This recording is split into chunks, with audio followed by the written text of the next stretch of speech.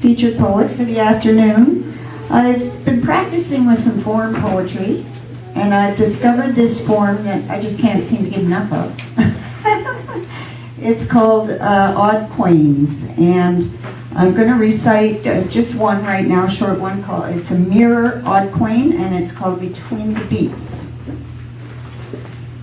Wind swaying through the autumn leaves sighs as a tired dancer rests.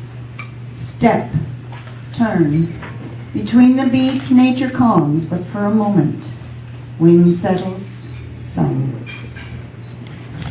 Nice. Those are really fun to write. There's all kinds of them too, but 10 different kinds of them. Okay, so I will start off the afternoon with Ruth Kozak. Ruth is a travel and historical fiction writer who sometimes writes poetry. Her current work in progress, Dragons in the Sky, is partially written in bardic verse. One of these was published in the Standing Stone, 1991. Ruth's collection of Homeric hymns, Hymns for Gods and Heroes, was performed with two voices, accompanied by flute and piccolo at the literary gala sponsored by the Burnaby Writers Society for National Book Week in '92. Ruth has been a guest on Co-op, Wax Poetic, and a feature at Twisted Poets, as well as Poetic Justice. She had 3 poems published in Sudden Thunder in 2011 anthology by Silver Bow Publishing. She is currently working on a collection entitled Tragudia ia Erato, Songs for Erato. Hope I pronounced that right. Come on up, Ruth. Lucky I didn't have to say it.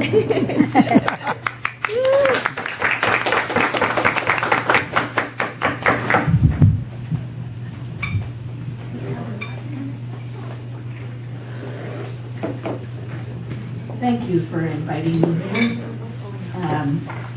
I don't usually write a lot of poetry, and some of these are old poems that I've had that I specifically chose for today. Let there be poetry. Let the words flow, let them pour forth, eroding the stones of my disconsolateness. Let them cascade like tears and flow, forming pools where water lilies bloom and dragonflies dance in the sunshine of my inspiration. I decided to sort of have a little bit of a winter theme with my poetry today. This one is the Calabria on a winter's day. It's my favorite hangout on the drive. Outside on the drive, the rain has turned the snow to slush, but in here, where plump fruit-filled cakes hang from the rafters, I'm surrounded by works of art.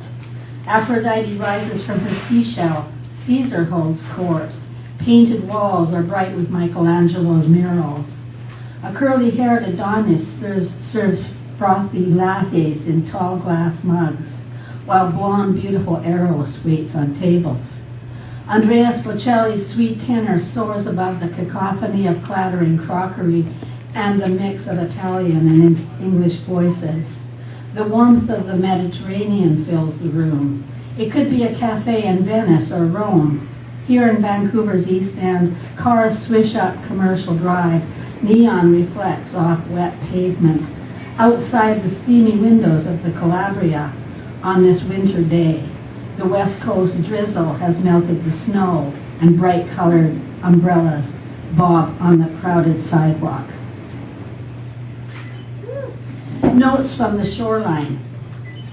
Distant islands shrouded with early morning mist melt into the gray and silver sea. I walk along the beach, step on speckled stones, still damp and slippery from the receding tide. The waves tumble sun-bleached driftwood in gnarled heaps along the shoreline. A lone gull scoops, searching, then soars up again into the empty sky. There is a clean fragrance of salt and kelp and pine in the air. In the forest, a raven's shrill cry.